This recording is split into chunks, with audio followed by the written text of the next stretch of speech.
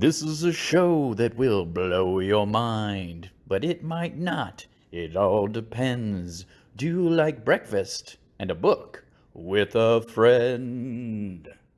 Today, we got breakfast and a book, and it's not going to be mirrored. You can see cat flexing on this side right there. It is one of the greatest books of all time. We talked about that a couple episodes ago. Now it is part of the decorations. So, um, also, we got this book today, Katherine Kurtz, Deborah Turner Harris, The Adept. It's a book I read when I was a youngster. The breakfast, I had to go help someone move, so I already had a peanut butter and jelly sandwich and a piece of chocolate chip banana bread because I'm a healthy man. And now for my snack, I'm going to have these silver dollar pancakes. Thanks, Ryan. It is a nice background. Got some Star Wars stuff up. I got a dragon. I got Goku Blue. Plus, I got my books. That's how I'm living my life, guys. Lots of books, silver dollar pancakes.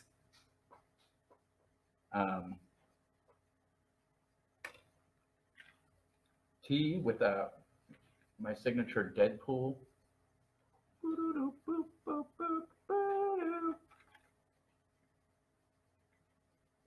Can he make a wall break in a video? Yes, I can. I can't. I can't do the puppeteering, talking between. What is the words? Ventriloquism. I can't do ventriloquism, guys. These pancakes are delicious. You're welcome. Pancakes are easy to make. If you don't know how, just get Bisquick and figure it out. Although really, you should use Bisquick. You should just use some. You should just use some awesome flour, milk, eggs, a little bit of sugar, probably some what do I call it? Baking powder, baking soda powder, or one of those things, and then boom, pancakes. So let's talk about the book, you guys. That's what we're here for. Reading is the greatest thing ever. And look, you can actually see it in the words because I fixed my fan on my laptop. That's right, guys. I took apart my laptop, put in a new fan, plugged everything back in correctly, and what do you know? It works because I'm magical. So this is the book. It's called The Adept. It came out, I want to say 90s, but let's take a look because I was a kid when I read this, and there's 4 books in the series. They're all great. Yeah, 1991. I want to say I probably read it right around that time. This is another one of those ones where I'm walking around the bookstore going, hey, I want to try out a new author. I've read all these other things, and I'm caught up on all the books from the authors that I love. So let's do something. Let's try something new. And this is what came in. So it's more than a doctor, more than a detective. He is Sir Adam Sinclair, nobleman, physician, scholar, and adept. A man of learning and power, he practices ancient arts unknown to the 20th century. Now his beloved, he has had many names, lived many lives, but his mission remains the same, to protect the light from those who would tread the dark roads. Now his beloved Scotland is defiled by an unholy cult of black magicians who will commit any atrocity to achieve their evil ends, even raise the dead. Only one man can stand against them, the Adept. First in a new series. New series in 1991. So I think we're going to just read right from the beginning, you guys, because that's lots of fun. Sometimes I like to open up in the middle and just read a few sentences. That's kind of how I do it when I'm looking for a book in the store. Just open it up. You guys know this. If you've watched this video, you've heard me say this almost every episode. That's how I do it, guys. And I think it's fun that way. A lot of times if you open in the middle, you'll just get a random sentence and you'll kind of get an idea of their writing. But today we're going to do it right from the beginning. Ooh, this is great. I've always wondered when people write together before I read this, because it's Katherine Kurtz and Deborah Turner Harris, both amazing authors in their own right. You should check out both of their writings. It's a great. Deborah at the time was author of Caledon of the Mists, and Katherine Kurtz was the Derrick Murray series. Both great series. I don't have those books anymore because I believe they're ones that I sold when I was trading in for books. I would sometimes go to this little bookstore where you can basically take your old books and give them to them, and then they let you trade to get new books. Are you kidding me? Amazing. So, but anyways, let's do this. Prologue. I do love a book with a prologue. Some people would argue that the prologue doesn't sometimes won't grab you immediately because you're not introduced to the character right away. A lot of writers, a lot of big time writers say, catch them immediately. Have something happening, introduce your protagonist quickly, have something crazy and intense happening right away so that you can be grabbed in immediately. A hook, as they like to say. The autumn night was clear and sharp, with a bite to the still air that promised frost before morning. No moon eased the darkness, but the starlit cast its own faint luminescence over the Scottish countryside. Partway up the slope of a wooded hill, a black-clad man waited in the shadow of ancient beech trees, hugging himself against the cold, now and again flexing black-gloved hands to keep his fingers supple for the work ahead. Several times in the last half hour, he had peeled back the cuff of his left glove to peer at the face of a military wristwatch. Now he did so again. The luminous dial read 2:30. The rear windows of Mosa Cairn House were blind and dark. Upstairs, the last light had gone out some time ago. The old caretaker had long ago completed his last rounds and could be expected not to budge again from his gate lodge until after daylight. The time would never be better. Dun dun dun, da da dun, da da dun, dun dun dun dun dun dun. That's the music that's going on in my head when I read this book. Vaughn, my friend Vaughn, says, "Hey Ron, how's it going?" It's good. I am talking about books and eating silver dollar pancakes. I'm drinking from the sweetest Deadpool straw of all time.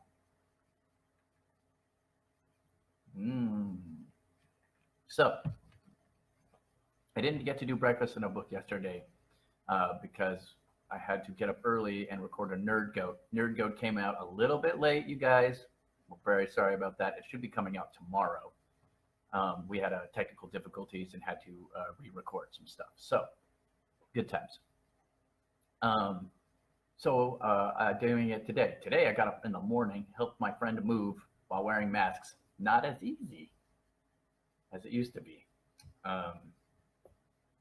Breathing while lifting things is helpful, and you can't do it as well in a mask, but it's necessary for the safety of others, so do it.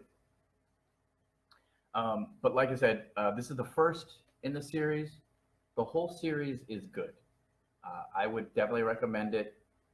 It's fast-paced, but their writing, as you can see, and that's one thing that I was going to say. I don't know exactly how, when two people write together, how it works. Like, does she write a chapter and then she writes a chapter? Do they get together and write it together? I don't know exactly how that all works. I've never co-authored a book with a person. It'd be interesting to do. I have, worked on screenplays with friends or short plays with friends. I've never worked on a book with a friend, though. That'd be interesting. But the writing is, it's wonderful. It paints a picture.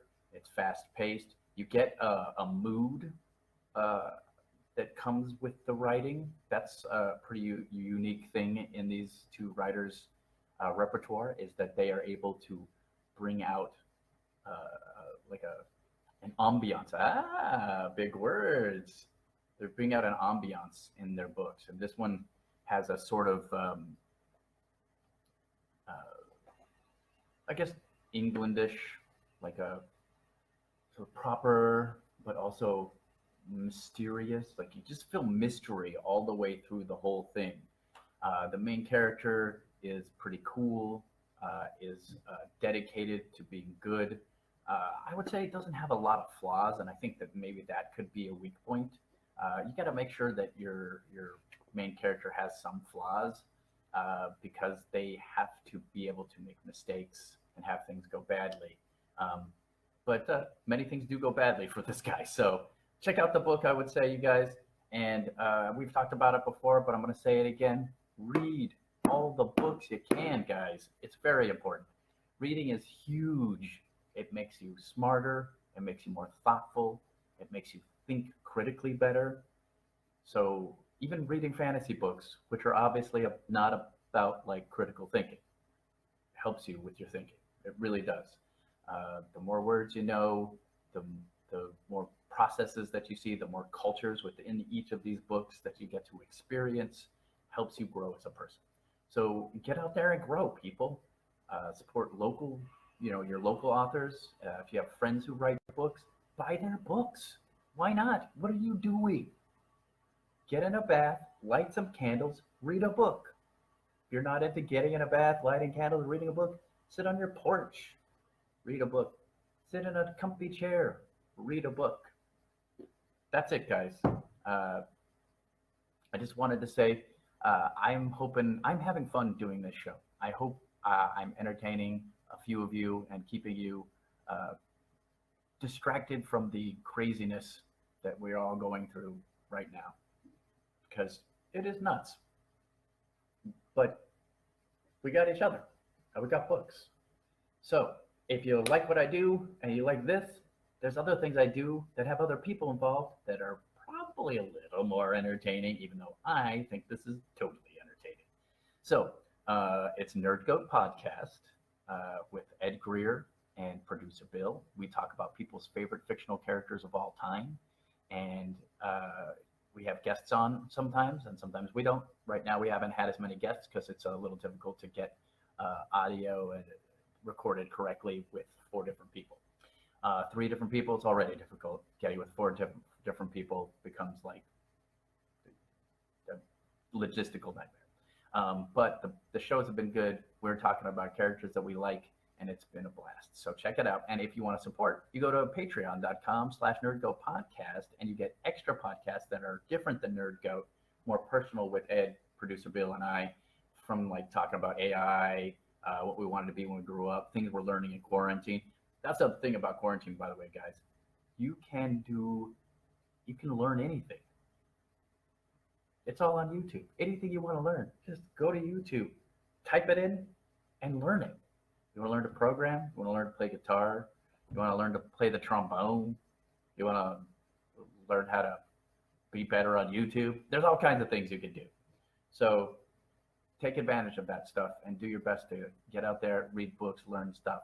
And also check me out on Reboot It. We have a May 30th live taping of Reboot It. We're going to be rebooting the Fantastic Four, and we're doing it right in front of people live. And you'll see that Reboot It, while it does have a little sweetening up that we do with the editing, it's mostly just us doing the stuff, not edited all that much. So May 30th, Reboot It. Check it out. And thank you, as always, for checking out Breakfast in a Book with Swallow. That's me. Bye, guys. Oh, yeah, I'm on a laptop. I don't have to push the buttons.